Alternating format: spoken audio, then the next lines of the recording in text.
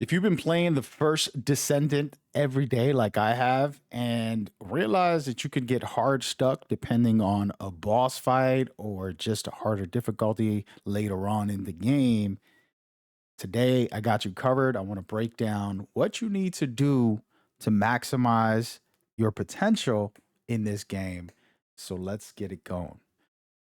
For the community, I just want to say thank you. I have giveaways for Metal Gear Solid Delta Snake Eater and Assassin's Creed Shadows. You can check it out in the comments and see you there. But before anything else, let's talk about it.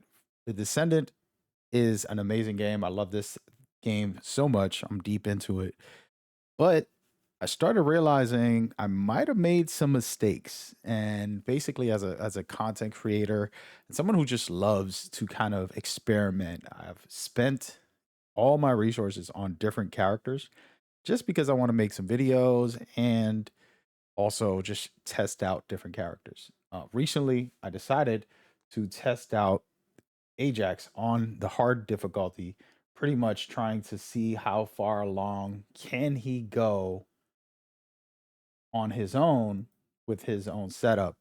And so just basically beating every single boss on hard mode and seeing what he can do, how does that work? And I'm going to do a series about that, which was going to be with tutorial guides within it. And so this is Ajax right now testing out against Dead Bride. And Dead Bride is a pretty one of the ones that are tough in here. So you probably got stuck on her on normal mode or maybe hard mode and needed to upgrade your build and to work on it like everybody else. It's normal and it's a part of the game to learn what you need to upgrade and how to go forward. So today we're going to discuss that, get into just the general breakdown of what you should be doing, how you should be doing things. As you can see, I'm a little bit risky here with low health. It's still just attacking. I could say this about Ajax, and I do have a starter build for him, but I'm learning that like he's probably one of the most essential DPS characters. And strictly just because you can tank everything by putting up your shields and then just being daring and staying in the boss's fate and continuously having DPS. If you have a full team, this makes it easier. I play with randoms a lot because I'm testing stuff, but I let them know, hey man, come into my shield, and basically don't have fear of the boss, basically. And so that is something I absolutely love. But we'll get into builds more with the build guides, but let's get into what you need to do as we go forward. I just wanted to discuss it very shortly for 1 second. And then now, what I want to just say is there's two big important factors in this game that you have to take into account. First and foremost, the upgrading system is going to be the number one thing you have to worry about. So you have to decide which character and which weapon. Okay. You can have one weapon and one character pretty much maxed out just by playing the story. And you're going to get enough catalysts and activators. And if you're wondering what's a catalyst, what's an activator, well, I got you right now. We're going to discuss it and jump into all of this as we go. So here we are. As you can see right here, a catalyst, most necessary. You're going to use this to upgrade. And then the energy activator. And by the way, I have a video at the end of this. You can watch how to get these very fast. But the point is, you're going to need these. As you can see, I'm almost ready to get another one from crafting, but I have an even better way that can take you like 10 minutes if you do this part of it first.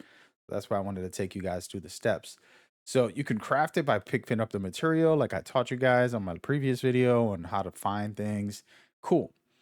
But there's a faster way. But the point is, these are very valuable. You do get some through the story and you can upgrade your character. Ajax, I haven't invested in him at all, basically. As you can see, I'm level 60.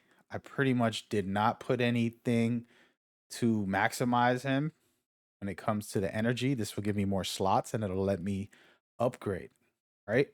It's like, okay, well, yeah, that's my problem. I didn't upgrade. Yeah. Well, Ajax isn't my main, but I can play most of the hard bosses with him because of the way I set things up. And then you got the second side of this, which has to do with the slots. You can get more buffs. As you can see, these are natural slots that I did not upgrade. Of course, I would want to upgrade all of these if I could, but it's going to cost me a lot of resources that I don't have. So that's where the grind of the game comes in. But what I'm trying to explain is if I pick one character and I focus on that character, let's say Bunny, because we all know Bunny is one of the best to start off with. If you're really going to be into this game and you're going to unlock other characters, she's the best to upgrade and maximize because she's so capable. So I did maximize her because she was the first character I unlocked and I loved everything she was doing. And I didn't upgrade her sockets. So you could see, and she's still very effective. And I try to keep it very basic with some of these setups. I'm not showcasing all of the different variations of the builds I have, guys. But the point here is that extra capacity allows me to have defense, HP, extra 89%. So this is going to just keep me alive in these hard bosses fights. So now all of a sudden, sure, it might take me another 3 minutes to beat the boss, but it's not killing me. I still beat the boss. And then this is a playful one. I don't need to have this. I don't need to have this. I can change up the build depending on what I'm doing and still have some space to play with those. But the health and these are the most essential. So take off all of this and I still have a lot of space. Okay. That's what I'm trying to explain. So upgrading one character's maximum capacity is the first thing. So pick your character.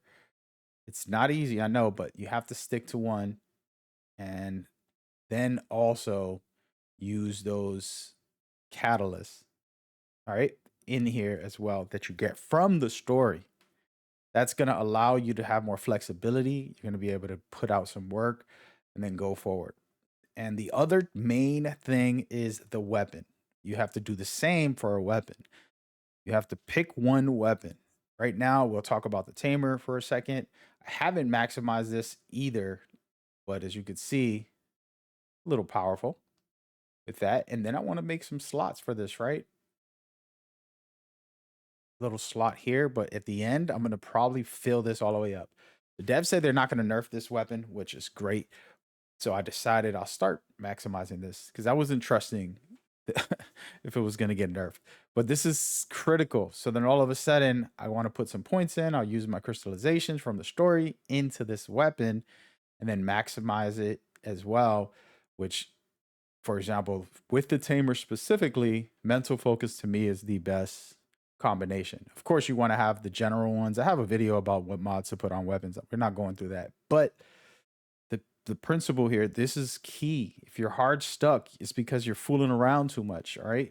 I'm fooling around too much. I got Bunny a little upgraded, but the truth is, Valby is my favorite, and I don't want to go through my build here and go through everything with Valby. But in the same concept, I maximized and her capacity, absolutely, because she's my favorite. And then also the slots. Look, I have a bunch of slots. So I wasted everything potential wise that I could have used on another character if I really wanted to play as him. Now, don't get it twisted. I love her. And I could have took everything I used on Bunny and threw it into her to maximize her playstyle. But I did not.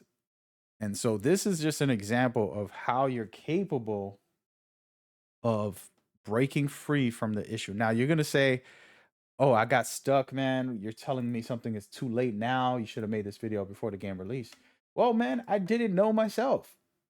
I probably would have not invested in Bunny and then pushed everything into Valby. I have 7 characters, I believe, or something like that.